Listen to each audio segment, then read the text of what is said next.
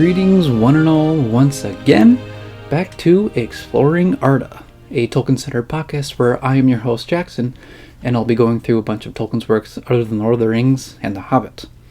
Unless if you watched my last episode for March 25th, where I read through briefly the destruction of the ring and the defeat of Sauron, just because it's fun, and it's March 25th, so might as well. So, other than that, I won't be reading through Lord of the Rings on this channel until way later. Because, for this, it is the continuation. It is part 2 of The Fall of Gondolin, and I can never get the angle right because it's glaring like that. So, Fall of Gondolin, we're continuing the story. So it's very fun. I really like this story very much. So from last time, as like a brief summary, since there's no chapters really involved in this, basically Tuor, one of the Edain, gets visited by Ulmo, which was pretty much one of the Valar of the Sea, the Ainur of the Sea, things like that. Ulmo's very cool. I think I enjoy Ulmo as a character. So he gets visited by him, and he tells Tuor that he's going to be visited by one of the Noldoli, which ends up being Voronwe here. And Voronwe joins in his quest to find the hidden city of Gondolin. And here we are, because they pretty much find all these secret tunnels and whatnot, and they finally find themselves pretty much facing a few of the guards of Gondolin itself. And that's kind of where we're at in the story. So, I think we're just going to go right into the story. So, let's go. Then Voronwe spoke to the guard of the Gondolin, and his speech they comprehended, for it was the sweet tongue of the gnomes. Then spoke Tuor also, and questioned where they might be, and who might be the folk in arms who stood about, for he was in amaze, and wondered much at the goodly fashion of their weapons. When it was said to him by one of the company, "We are the guardians of the issue of the way of escape. Rejoice that ye have found it. For behold before you the city of 7 names, where all who war with Melko may find hope." Then said Tuor, "What be those names?" And the chief of the guard made answer, "It is said, and it is sung, Gondabar am I called, and Gondolimbar, city of stone and city of the dwellers in stone. Gondolin, the stone of song, and Gwarestrin am I named, the tower of guard, Thurion, or the secret place, for I am hidden from the eyes of Melko. But they who love me most greatly call me Loth, for like a flower am I, even Lothengriel, the flower that blooms on the plain. Yet, said he, in our daily speech we speak and we name it mostly Gondolin." Then said Voronwe, "Bring us thither, for we fain would enter." And Tuor said that his heart desired much to tread the ways of that fair city.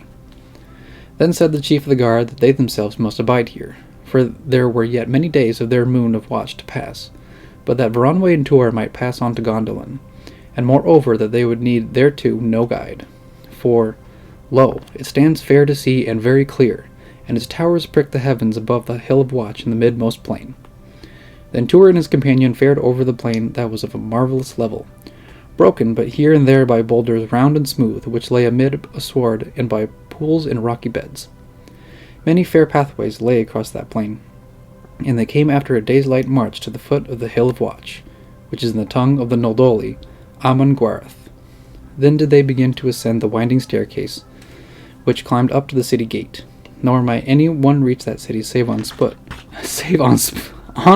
there you go, and espied from the walls. As the westward gate was golden in the last sunlight, did they come to the long stairs head, and many eyes gazed upon them from the battlements and towers.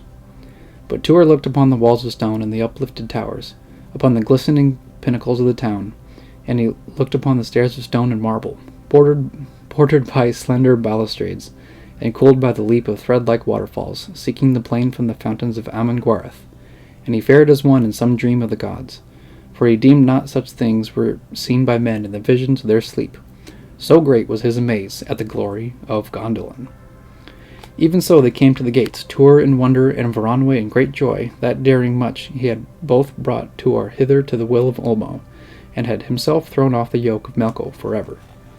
Though he hated him no wise less, no longer did he dread that evil one with a binding terror, and it was soothed that spell which Melko held over the Noldoli was one of bottomless dread, so that he seemed ever nigh them, even when they were far from the hells of iron, and their hearts quaked, and they fled not even when they could. And to this Melko trusted often. I'm going to do a brief break here, just because it's very nice for Tuor and Voronwe to pretty much look and meet, kind of go through and approach the gates of Gondolin and feel that relief in a way that they are safe. But obviously, as it says here, with Melko's dominance pretty much over Arda, is that the Noldoli will always fear Melko, so that they know that. I think they do know that eventually Melko would find Gondolin, and at the present time it's kind of like, okay, yeah, we're hidden, and we have all these people, and we have the skills, and it's still remaining hidden, obviously, but eventually one day it would fall, obviously, which is the whole point of Fall of Gondolin. It's very intriguing with the absolute terror and fear of Melko, even in Gondolin. So it's crazy how that works. But hey, if you got to be a villain, you got to be known, everywhere. So back to it here.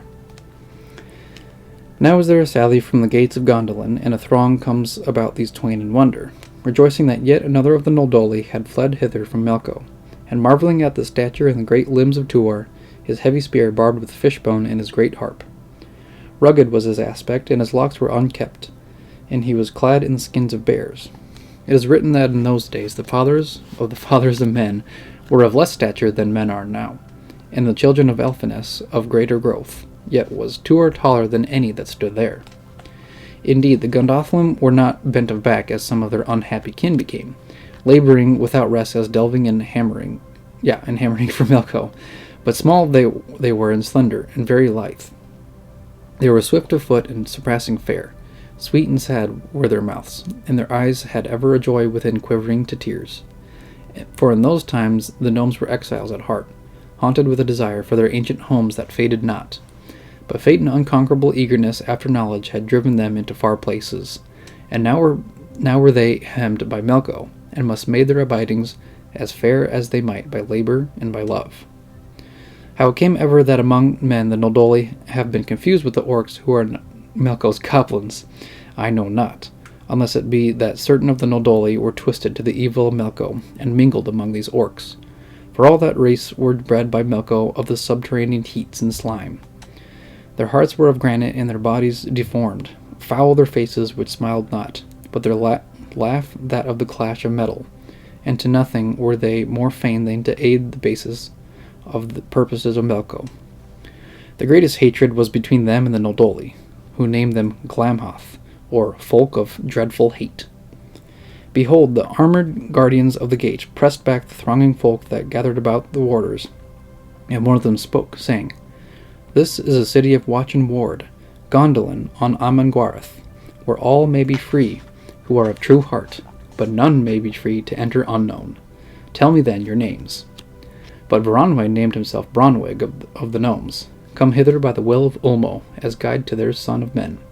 And Tuor said, I am Tuor, son of Peleg, son of Indor of the house of the swan of the sons of the men of the north, who live far hence. And I fare hither by the will of Ulmo of the outer oceans. Then all who listened grew silent, and his deep and rolling voice held them in amaze, for their own voices were fair as the plash of fountains. Then a saying rose among them, Lead him before the king. Then did the throng return within the gates, and the wanderers with them, and Tuor saw that they were of iron and of great height and strength. Now the streets of Gondolin were paved with stone and wide, carved with marble, and fair houses and courts amid gardens of bright flowers were set about the ways, and many towers of great slenderness and beauty builded of white marble, and carved most marvelously rose to the heavens. Squares there were lit with fountains and the homes of birds that sang amid the branches of their aged trees. But of all these the greatest was that place where stood the king's palace, and the tower thereof was the loftiest in the city, and the fountains that played before the doors shot 20 fathoms, and 7 in the air, and fell in a singing rain of crystal. Therein did the sun glitter splendidly by day, and the moon most magically shimmered by night. The birds that dwelt there were of the whiteness of snow, and their voices sweeter than a lullaby of music. On either side of the doors of the palace were 2 trees, one that bore blossom of gold and the other of silver. Nor did they ever fade, for they were shoots of old from the glorious trees of Valinor, that lit those places before Melko and Gloomweaver withered them. And those trees the Gondolin named Glingol and Bansil. Then Turgon, king of Gondolin, robed in white with a belt of gold and a coronet of garnets upon his head, stood before his doors and spoke from the head of the white stairs that led thereto. Welcome, O man of the land of shadows. Lo, thy coming was set in our books of wisdom, and it has been written that there would come to pass many great things in the homes of the Gondolin, whenso thou farest hither. Then spoke Tuor, and Ulmo set power in his heart, and majesty in his voice. Behold, O father of the city of stone, I am bidden by him who maketh deep music in the abyss, and who knoweth the mind of elves and men, to say unto thee that the days of release draw nigh. There have come to the ears of Ulmo whispers of your dwelling, and your hill of vigilance against the evil of Melko, and he is glad. But his heart is wroth, and the hearts of the Valar are angered, who sit in the mountains of Valinor, and look upon the world from the peak of Tanaquetzal, seeing the sorrow of the thraldom of the Noldoli, and the wanderings of men. For Melko ringeth them in the land of shadows beyond the hills of iron. Therefore I have been brought by a secret way to bid you number your hosts and prepare for battle, for the time is ripe. Then spoke Turgon, That will I not do, though it be in the words of Ulmo and all the Valar. I will not adventure my people against the terror of the orcs, nor imperil my city against the fires of Melko. Then spoke Tuor, Nay, if thou dost not now dare greatly, then will the orcs dwell forever and possess in the end most of the mountains of the earth, and cease not to trouble both elves and men, even though by other means the Valar contrive hereafter to release the Noldoli. But if thou trust now to the Valar, though terrible the encounter, then shall the orcs fall, and Melko's power be diminished to a little thing. But Turgon said that he was king of Gondolin, and no will should force him against his counsel to imperil the dear labor of long ages gone. But Tuor said, for thus he was bidden by Ulmo, who had feared the reluctance of Turgon.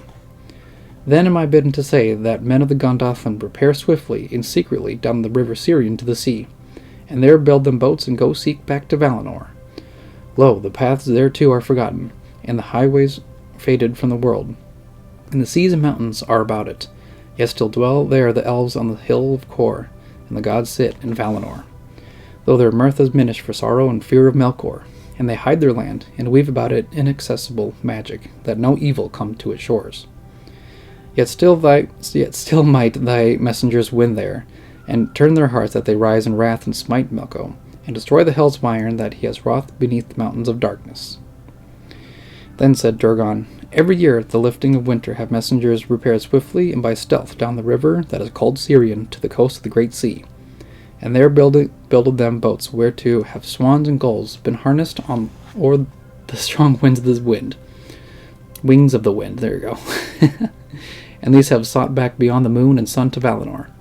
But the paths thereto are forgotten, and the highways faded from the world, and the seas and mountains are about it, and they that sit within in mirth reck little of the dread of Melko, or the sorrow of the world, but hide their land, and weave about it inaccessible magic, that no tidings of evil come ever to their ears. Nay, enough of my people have for years untold gone out to the wide waters, never to return, but have perished in the deep places, or wander now, lost in the shadows that have no paths. And at the coming of next year no more shall fare to the sea, but rather will trust to ourselves and our city for the warding off of Melko, and thereto have the Valar been of scant help aforetime. I'll do a little bit of a break here, as most of it was pretty much just dialogue between Tuor and the king here, of Tuor pretty much just saying, hey, like, I was warned by Ulmo to tell you guys that Melkor is coming. I kind of forget that Melko is without the R in this, so it's instead of Melkor, it's just Melko. Another cool thing that I actually completely forgot, that on the side of the doors were pretty much the trees of Valinor. So on that big gate of the king's palace in Gondolin is the pretty much embedded in the door the trees of Valinor, Laurelin, and Telperion, which is very, very cool. Very cool also because I actually have a tattoo, if you guys can see it here, and it's literally the 2 trees of Valinor. If I get it maybe closer, you guys can see that it's golden, kind of like a grayish silver, but yeah, 2 trees of Valinor are very, very cool, and they renamed this one because I guess it's part of Gondolin, Glingol, and Bansil, which is cool. And also the title of Gloomweaver, which is, I'm assuming, Ungoliant, because they're talking about how Melko and Gloomweaver withered them. And I think that's just an incredible name. Incredible title, Gloomweaver. I think it's like very menacing, very ominous. It fits very much the essence of what Ungoliant's all about. So I thought that was interesting. Yeah, Tuor is pretty much trying to persuade the king to either pretty much take up the arms and be ready for defense, or if he's going to be that stubborn, just go back to Valinor at that point. Because Melko's coming, and if King Turgon does not want his people to perish, either he has to, yeah, pretty much what I said is make a sturdy defense or go back to Valinor. So King Turgon is kind of adamant against that, and so he's like, you know what? No, we're good here. We're the Hidden City for a reason, which is kind of what I think about it. So, yeah, we're just gonna go right back into the story again. Then Tuor's heart was heavy, and Voronwe wept, and Tuor sat by the great fountain of the king, and its splashing recalled the music of the waves. And his soul was troubled by the conscience of Ulmo, and he would return down the waters of Syria into the sea. But Turgon, who knew that Tuor, mortal as he was, had the favor of the Valar, marking his stout glance and the power of his voice, sent to him, and bade him dwell in Gondolin, and be in his favor, and abide even in the royal halls, if he would. Then Tuor, for he was weary, and that place was fair, said ye, and hence cometh the abiding of Tuor in Gondolin. Of all Tuor's deeds among the Gondolin the tales tell not, but it is said that many a time he would have stolen thence, growing weary of the concourses of folk, and thinking of empty forest, and fell or hearing after the sea music of Ulmo, had his heart not been filled with love for a woman of the Gondolin, and she was a daughter of the king. Now Tuor learned many things in those realms, taught by Voronwe, whom he loved, and who loved him exceeding greatly in return, or else he was instructed by the skilled men of the city and the wise men of the king. Wherefore he became a man far mightier than aforetime, and wisdom was in his counsel. And many things became clear to him that were unclear before, and many things known that are still unknown to mortal men. There he heard concerning that city of Gondolin, and now unstaying labor through ages of years had not sufficed to its building and adornment, whereat folk travailed yet. Of the delving of that hidden tunnel he heard, which the folk named the Way of Escape, and how there had been divided counsels in that matter. Yet pity for the enthralled Noldali had prevailed in the end to its making. Of the guard without ceasing he was told, that was held there in arms, and likewise at certain low places in the encircling mountains, and how watchers dwelt ever vigilant on the highest peaks of that range, beside builded beacons ready for the fire. For never did that folk cease to look for an onslaught of the orcs, did their stronghold become known. Now, however, was the guard of the hills maintained rather by custom than necessity. The Gondolin had long ago, with unimagined toil, leveled and cleared and delved all that plain about Amon-Gwarth, so that scarce gnome or bird or beast or snake could approach, but was espied from many leagues off. For among the Gondolin were many whose eyes were keener than the very hawks of Manwe Sulmo, lord of gods and elves, who dwells upon Tanaquetzal. And for this reason did they call that vale Tumladen, or the Valley of Smoothness. Now this great work was finished to their mind, and folk were the busier about the quarrying of metals and the forging of all manner of swords and axes, spears and bills, and the fashioning of coats of mail, byrnies and hauberks, greaves and vambraces, helms and shields. Now it was said to Tuor that already the whole folk of Gondolin, shooting with bows without stay, day or night, might not expend their hoarded arrows in many years, and that yearly their fear of the orcs grew the less for this. There learnt Tuor of building with stone, of masonry and the hewing of rock and marble, crafts of weaving and spinning, broidery and painting did he fathom, and cunning in metals.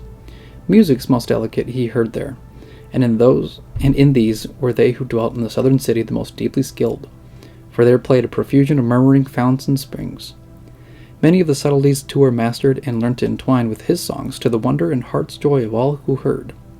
Strange stories of the sun and moon and stars, of the manner of the earth and its elements, and of the depths of heaven were told to him, and the secret characters of the elves he learned, in their speeches in old tongues, and heard tell of Iluvatar, the Lord for always, who dwelleth beyond the world, and the great music of the Ainur about Iluvatar's feet in the uttermost deeps of time, whence came the making of the world and the manner of it, and all therein and their governance. Now for his skill and his great mastery over all lore and craft whatsoever, and his great courage of heart and body, did Tuor become a comfort and stay to the king who had no son, and he was beloved by the folk of Gondolin. Upon a time the king caused his most cunning artificers to fashion a suit of armor for Tuor as a great gift, and it was made of gnome steel overlaid with silver, but his helm was adorned with a device of metals and jewels like to two swan wings, one on either side, and a swan's wing was wrought on his shield.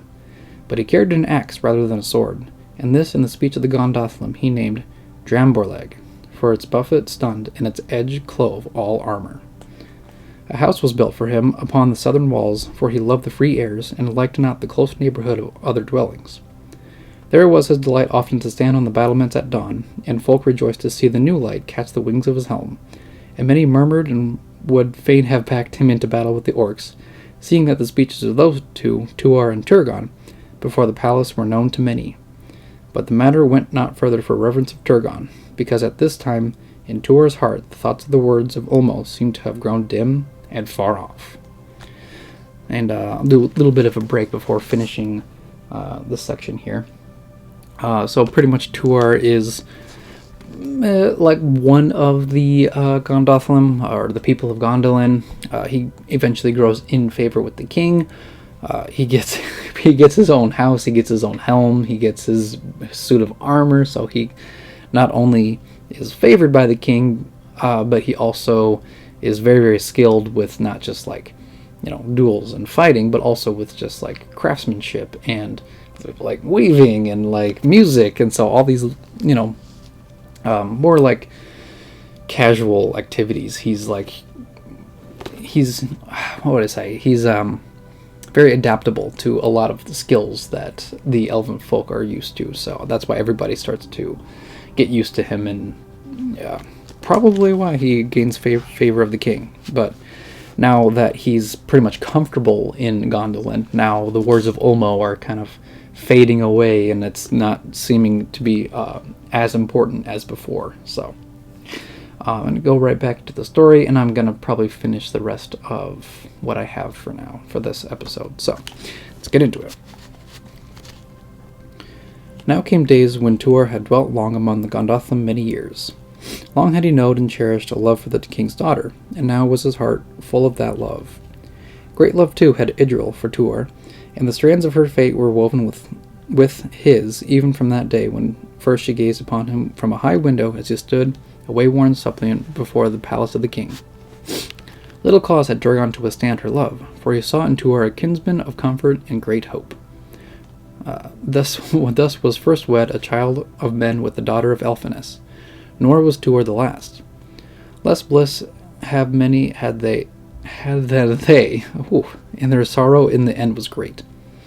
Yet great was the mirth of those days when Idril and Tuor were wed before the folk in Gar Aenion, the place of the gods, nigh to the king's halls. A day of merriment was that wedding to the city of Gondolin, and the greatest happiness to Tuor and Idril.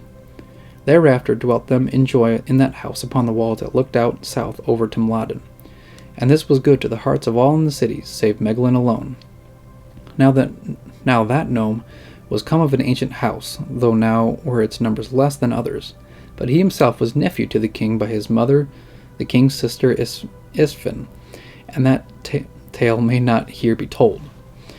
Now the sign of Megalin was a sable mole, and he was great among quarrymen, and a chief of the delvers after ore, and many of these belonged to his house. Less fair was he than most of his goodly folk, swart and of none too kindly mood, so that he won small love, and whispers there were that he had orc's blood in his veins. But I know not how this could be true. Now he had bid often with the king for the hand of Idril, yet Turgon, finding her very loth, had as often said nay. For him seemed Meglin's suit was caused as much by the desire of standing in high power beside the royal throne as by love of that fair maid. Fair indeed was she, and brave thereto, and the people called her Idril of the silver feet, and that she went ever barefoot and bareheaded, king's daughter as she was, save only at pomps of the Ainur, and Meglin gnawed his anger, seeing Tuor thrust him out. In those days came to pass the fulfillment of the time of the desire of the Valar, and the hope of the Eldalier. For in great love Idril bore to Tuor a son, and he was called Erendil. Now thereto there are many interpretations both among elves and men, but belike it was a name wrought of some secret tongue among the Gondolin, and that has perished with them from the dwellings of the earth. Now this babe was of greatest beauty, his skin of a shining white, and his eyes of a blue surpassing that of the sky in southern lands, bluer than the sapphires of the raiment of Manwe, and the envy of Meglin was deep at his birth, but the joy of Turgon and all the people was very great indeed. Behold, now many years have gone since Tuor was lost among the foothills and deserted by those Noldoli, yet many years too have gone since to Melko's ears came first those strange tidings. Faint were they and various in form, of a man wandering amid the dales of the waters of Sirion. Now Melko was not much afraid of the race of men in those days of his great power, and for this reason did Ulmo work through one of his kindred for the better deceiving of Melko, seeing that no Valar and scarce any of the Valar or Noldoli might stir unmarked of his vigilance. Yet none the less foreboding smote that ill heart of the tidings, and he got together a mighty army of spies. Sons of the orcs were there, with eyes of yellow and green, like cats that could pierce all gloom, and see through mist or fog or night. Snakes that could go every whither and search all crannies or the deepest pits or the highest peaks. Listen to every whisper that ran in the grass or echoes in the hills. Wolves there were, and ravening dogs, and great weasels, full of the thirst of blood, whose nostrils could take scent moons old through running water, or those eyes find among shingle footsteps that had passed a lifetime since. Owls came, and falcons whose keen glances might descry by day or night the fluttering of small birds in all the woods of the world, and the movement of every mouse or mole or rat that crept or dwelt throughout the earth. All these he summoned to his hall of iron, and they came in multitudes. Thence he sent them over the earth to seek this man who had escaped from the land of shadows, but yet far more curiously and more intently to search out the dwelling of the Noldoli that had escaped his thraldom. For these his heart burned to destroy or to enslave. Now while Tuor dwelt in happiness and in great increase of knowledge and might in Gondolin, these creatures, though the years untiring, nosed among the stones and rocks, hunted the forests and the heaths, espied the airs and lofty places, tracked all the paths about the dales and plains, and neither let nor stayed. From this hunt they brought a wealth of tidings to Melko. Indeed, among many hidden things that they dragged to light, that they discovered that way of escape, whereby Tuor and Voronwe entered aforetime. Nor had they done so save by constraining some of the less stout of the Noldoli, with dire threats of torment to join in that great ransacking. For because of the magic about that gate, no folk of Melko, unaided by the dwarves, could come to it. Yet now they had pried of late far into its tunnels, and captured within many of the Noldoli, creeping there to flee from thraldom. They had scaled, too, the encircling hills at certain places, and gazed upon the beauty of the city of Gondolin, and the strength of Amangorth from afar. But into the plain they could not win for the vigilance of its guardians and the difficulty of those mountains. Indeed, the Gondolin were mighty archers, and bows they made of marvel of power. Therewith they might shoot an arrow into heaven 7 times as far as could the best bowman among men shoot at a mark upon the ground, and they would have suffered no falcon to hover long over the plain, or snake or to crawl therein, for they liked not creatures of blood, broodlings of Melko. Now in those days was Erendil 1 year old when these ill tidings came to that city of the spies of Melko, and how they encompassed the vale of Timladen around. Then Turgon's heart was saddened, remembering the words of Tuor in past years before the palace doors, and he caused the watch and ward to be thrice strengthened at all points. And and engines of war to be devised by his artificers, and set upon the hill. Poisonous fires and hot liquids, arrows and great rocks, was he prepared to shoot down on any who would assail those gleaming walls, and then he abode as well content as might be.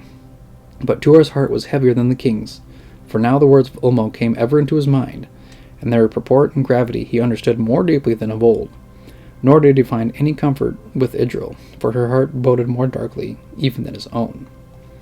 And actually, before I end the episode as well, because I still have a few more pages here to go. Sorry about that, guys. So we are going to do another break here.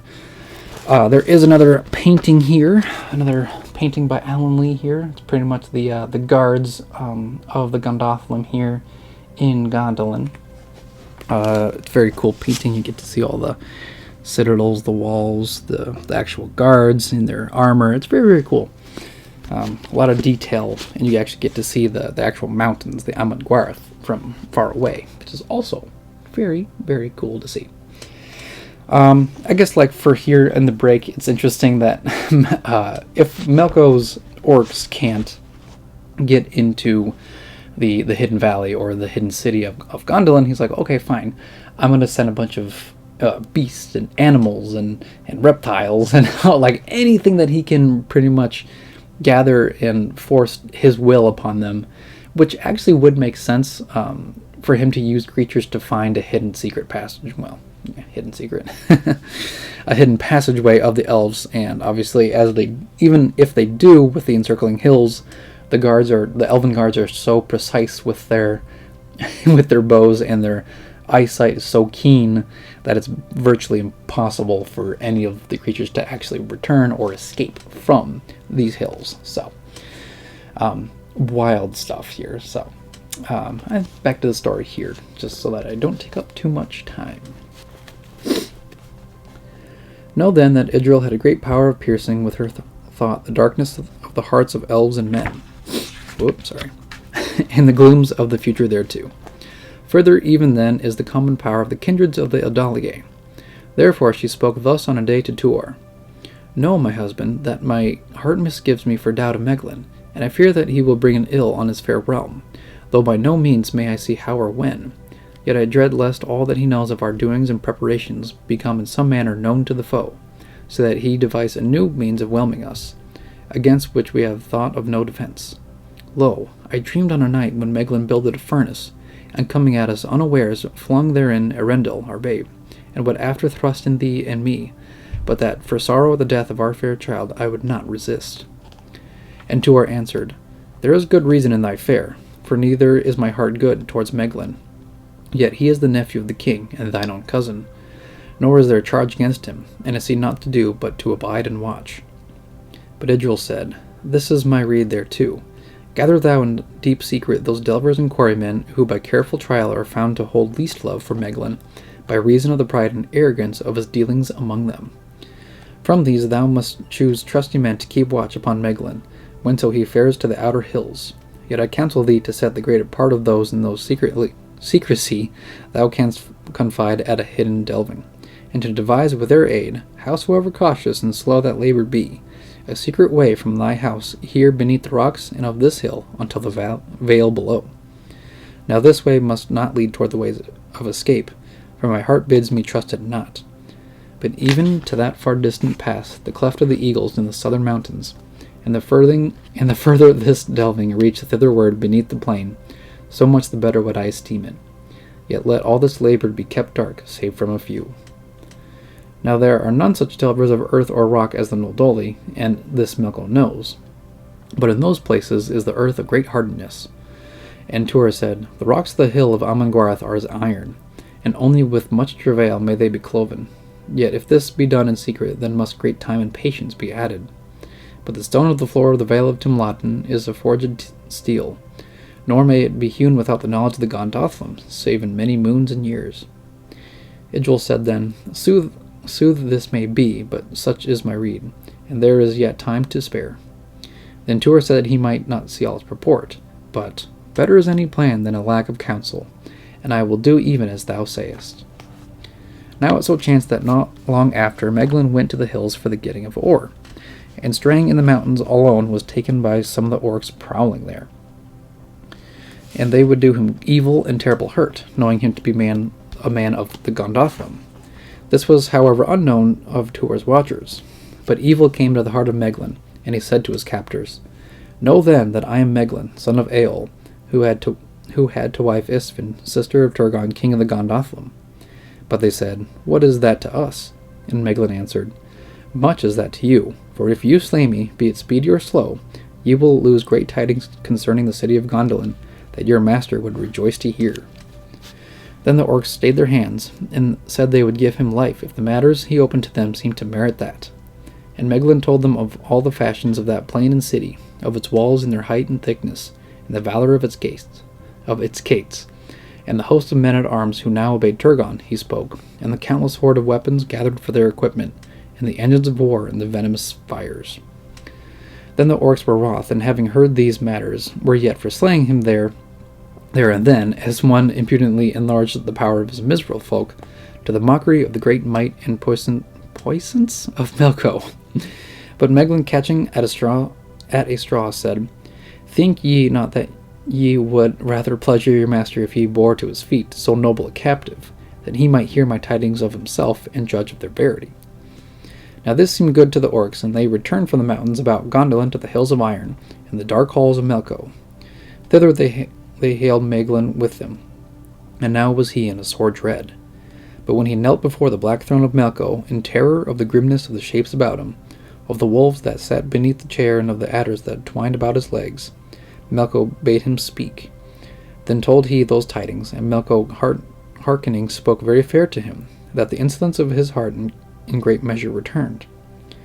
Now the end of this was that Melko, aided by the cunning of Meglin, devised a plan for the overthrow of Gondolin. For this, Meglin's reward would be a great captaincy among orcs. Yet Melko proposed not in his heart to fulfill such a promise. But Tuor and Arendil should Melko burn, and Idril be given to Meglin's arms. And such promises was that evil one fain to redeem. Yet as meat of treachery did Melko threaten Meglin with the torment of the Balrogs. Now these were demons with whips of flame and claw of steel, by whom he tormented those of the Noldoli, who durst withstand him in anything. And the Eldar have called them Melkoraki. There you go. But the rede that Meglin gave to Melko was that not all the hosts of the orcs, nor the Balrogs in their fierceness, might by assault or siege hope ever to overthrow the walls and gates of Gondolin, even if they availed to win unto the plain without. Therefore he counselled Melko to devise out of his sorceries a succor for his warriors in their endeavour. From the greatness of his wealth and metals and his powers of fire, he bid him make beasts like snakes and dragons of irresistible might, that should overcreep the encircling hills, and lap that plain and its fair city in flame and death. Yeah. And I think that's a good stopping point, I believe. Because this is kind of the starting point of the treachery of Meglin and the somewhat beginnings of the fall of Gondolin, where Melko, with all of this secret information now in hand, finally has that the plan to overthrow Gondolin, and with Meglin pretty much telling him of pretty much everything, like the whole layout of Gondolin. Now Melko pretty much has the upper hand. All he needs to do is build up his army and be ready to strike at, basically sudden unawares, if one would say. So, yeah, it's basically the treachery of Meglin here, in secret, just because he hates Tuor so much. So, he hates Tuor so much that he would be able to, or he's willing to, let his entire people just suffer under the hand of Melko. So, that's a hatred. That is a strong, strong hatred against Tuor. But that is going to be the end of this part 2. Like I said before, these aren't really chapters, so I try to do my best to kind of like split things up that would make the most sense. So, now that Meglin pretty much spilled all of his secrets, now is the time where Melko begins his crafty planning, dark crafty planning. So, yeah, so thank you guys for listening to another one of my episodes. Hopefully you guys enjoyed it. I know that I've been kind of stammering a lot, but I usually try to keep these episodes under an hour. I feel like it's kind of better that way. But let me know how I did. Also be sure to check out the rest of my channel, which includes a lot of things now. First of all is Exploring Arda. Obviously, I'm still continuing all my Tolkien stuff because that's truly my passion. So Exploring Arda will be continuing basically every year. I also started reading Narnia, the Narnia series, with my other reading show called Through the Wardrobe. So that's been really fun. Audio only, pretty much. I'll put like the image of the book on screen, but it's just an audio only thing. So if you like that, I have that. I also have my Over the Garden Wall deep dive series, which I'm having a lot of fun with because it's my favorite animated show. So very fun times with that. And of course, I'm still writing my second book, but I hope for it to be done with the rough draft of the second book in a couple months, in a few months is my goal. And so hopefully I can publish it somewhat soon. So hopefully this year is my plan. But check out that on Amazon. It's called The Lands of Ordia, Power of Heaven. I would appreciate it if you guys got to snag a copy there and read it and let me know how it is. It would be awesome. And I think that's kind of everything out of the way. So, yeah, with all that rambling out of the way and reading, just stay tuned for another episode. And may the light of Elbereth be with you all. Farewell.